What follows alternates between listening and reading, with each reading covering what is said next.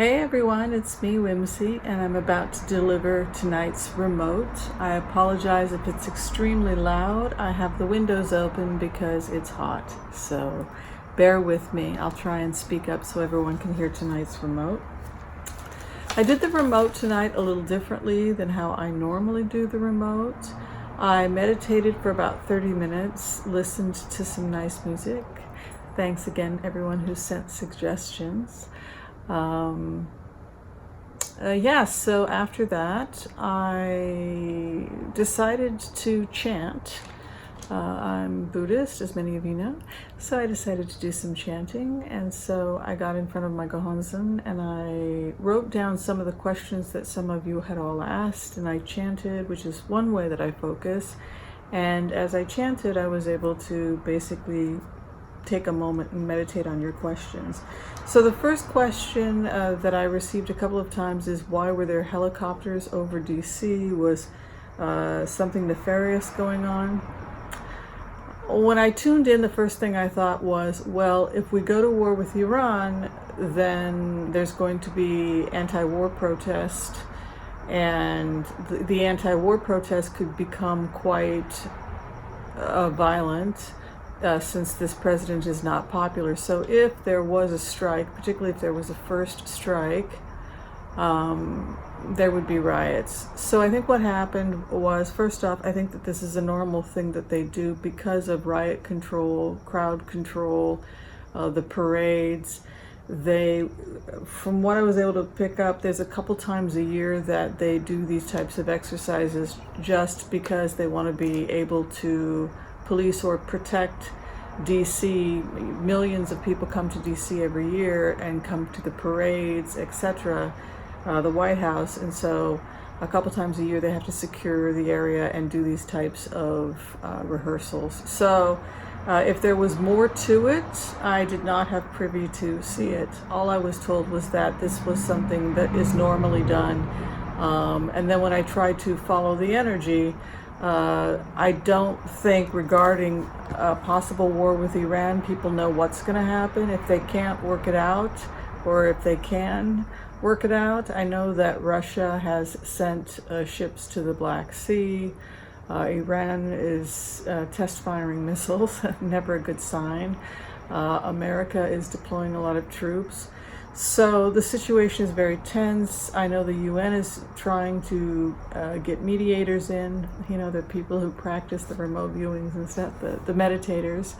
And that's really cool because the empathy technique is taught in the UN to various different people who are part of the UN so that they can be part of the change, the empathy that we're trying to create in the world. So I think that's really great that these meditative techniques are being treated in that way. So those are, I think, the main reasons why we're seeing the planes over DC. Fear of potential world unrest, but also this is just something normally that they do a couple times a year.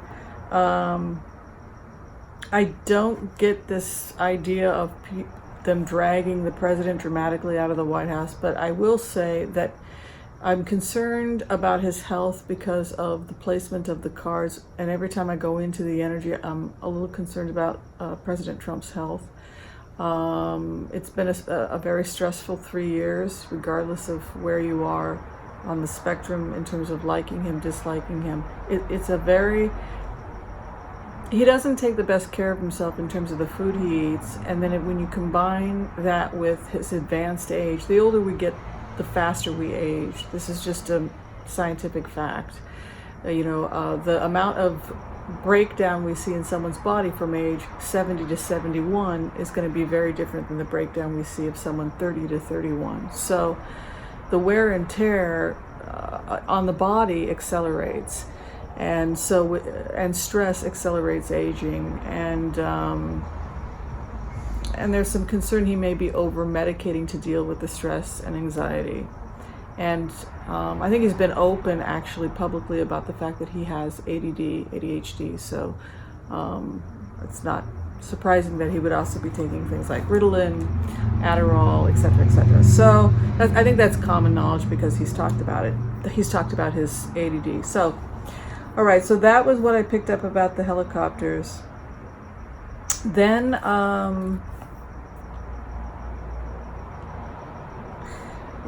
did a meditation on Christopher Wray, and with Christopher Wray, that was interesting. He is the head of the FBI, and when I got into his energy, my first feeling was that I had intense fear of Donald Trump. So that was interesting. And then I follow energy, so then I followed the energy to try and figure out what he was afraid of, and I could be mistaken, but it felt like Trump may have something over Christopher Wray, or there's some kind of a debt, or you owe me, or there's something there, and a feeling like I can pull a favor when I need one. That is the dynamic between him and Christopher Wray, and the fear I feel from Christopher Wray, as if he kept something from Congress when he was going up to become the head of the FBI. So there's something going on there. I don't know what it is, but it concerns me. Now, when I got into his energy, he wasn't a bad guy, but there was a feeling like there was a little bit of something that he needed to come clean about. The other thing I got from Christopher Wray is he said, "We are growing increasingly concerned, those of us in the intelligence agencies and the FBI, Homeland Security, etc., of a growing number of people in the upper echelons of these intelligence agencies that seem to have a thirst for power, and they have their own ideas about what kind of how to wield the power." He said, "This is Christopher Wray. I'm empathically picking up." He said, "What can I tell you, folks? The snakes are out in D.C. and they have become more brazen. Good men and women have become timid." That's what he said. He said, "Good men and women have become timid. There is a general feeling in the air of an impending dread, a fear that some kind of calamity is about to befall us, but we don't know what it is. Our biggest concern right now in the FBI, hands down, is cyber warfare, being attacked and having our power grid knocked out. That is a real possibility. That is a real threat. The security concerns regarding the nature of the attacks remains alarming to many senior staff in intelligence. In terms of how this will probably end," and then I went into Pelosi's energy. Pelosi said it's all about the tax returns, that waiting for the right movement was waiting for the tax returns, and at that point she has leverage. She not only has them threatening to impeach him, but they also have the tax returns, which they don't have to necessarily release to the general public, but what they can do is that they can then control him the way he has been controlling other people. That's Nancy Pelosi for you. It's like, we've got the tax returns, and the majority wants to impeach you. We don't want Pence, so work with us. You'll be a lame duck president. You'll sign and do what we ask, and we will rip you to shreds in 1,000 paper cuts, and you'll never come back. I mean, it's a very interesting plan, but that seems to be what Nancy Pelosi is saying.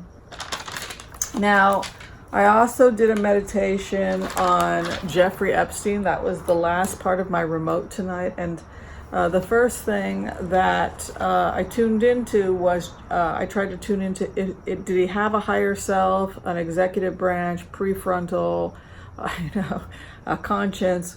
Absolutely he does, but it exists in a different part of his brain. So again, he has human beings, when we evolved, when the complexities of our brain evolved, it started with, a reptilian brain, and it's believed that we actually have 3 brains. We have a hind brain, a limbic system or midbrain, we have the forebrain, and so these 3 brains in normal healthy people are competing amongst themselves. Unfortunately, for Mr. Epstein, they're not completely connected. And so it's as if he is three people. It's as if he has a form of dissociative identity disorder, in the sense that he's got one side of him, which is the compartmentalized side, which is the businessman, analytical, does what he has to do to make money.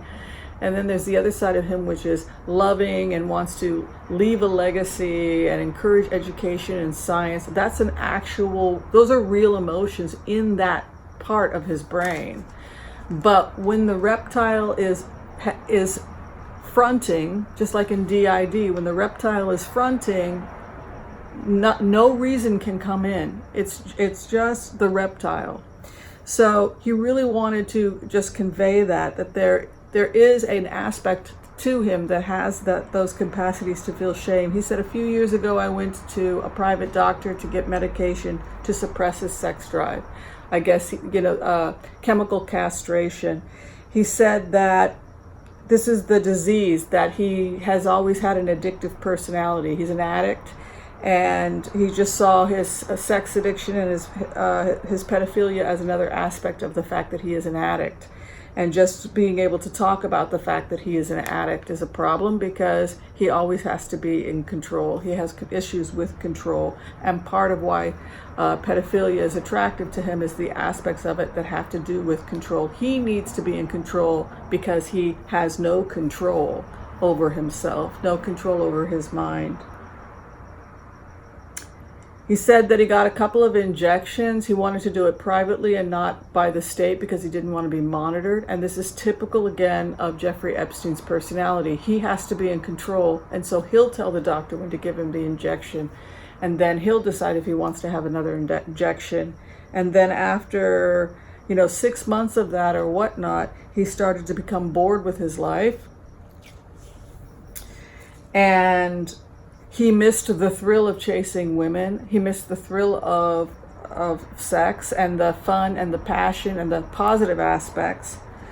And he told himself, now I can handle it, right? Just like an addict. And so he decides not to get the injections again. This is what I'm hearing. And then he begins to slowly reintroduce porn back in. And then from there, one thing leads to another, and then he's full-blown back into his addiction. He said he's very good at hiding money, and that the main thing the feds are after is the hidden money. He said he learned how to hide money and tax evasion when he was working on Wall Street. That was what he specialized in, how to hide the money from the feds. And so the feds were constantly looking into what he was doing. People from foreign countries trying to hide money also were using Epstein to hide money. That was another business separate from the fact that he was supplying girls. The girls he was supplying was in addition to everything else. He was supplying women. So he was supplying women, he was hiding money, he was giving these women also to important clients as a way of solidifying the deal, but also blackmailing people. Then the last meditation I did was in Netanyahu, and Netanyahu said that this has been the safest time for Israel because he's in power. He wants to stay in power, and he is very specific about what he wants. He has a good relationship with Vladimir Putin. He thinks that he can get Putin to agree to stop selling arms to Iran in exchange for allowing trade routes. Oh God, Egypt, Israel, bring in the trade. Russian goods are very popular in Israel, obviously, because we have many Russian citizens there. He wants his trade routes safe. He wants to broker a deal also with Saudi Arabia. And he wants to get his oil out. He wants to get his aluminum, his steel, he wants peaceful trade to resume.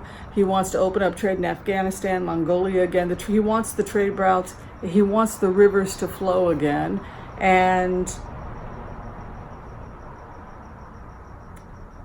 they're kind of surprised. Putin feels like he's kind of surprised this was so easy, that to do this to Americans. And in a way, they really would rather have peace with us, but they are Russians, and they said they just came up with a very creative way to do something to us in order to feel like they could take back their power after the sanctions and everything that had happened. And I think that, oh, and then there's one last message. It was a long meditation. There's one last message, and this is a message from Spirit, and this is part of the remote viewing technique that I had talked to everyone about, where you can tune into your higher self or your Buddha nature. And this is something I do when I chant Daimoku, when I chant in front of my Buddhist altar. I try to connect with my higher self. So this is the message that I heard.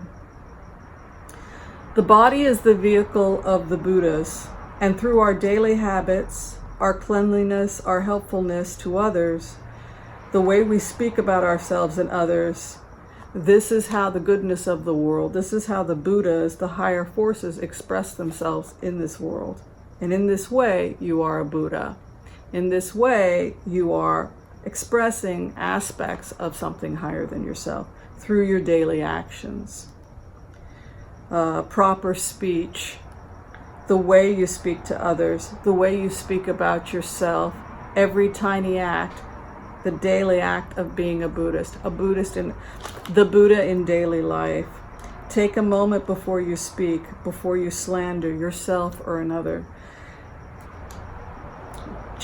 Before you judge someone else whose shoes you have never walked in. And that was basically the last of the message, was to just be mindful with our speech, be mindful when we that what we say is not slander. It's simply only my perceptions during meditation, and I, recognizing my own biases, obviously, and right speech and good daily habits in terms of how we take care of ourselves and our families. And in that way, we bring forth the goodness we're supposed to bring in the world. So it's a simple lesson, but it's one that's important to think about. All right. Thanks for watching, everyone. Be well. Bye-bye.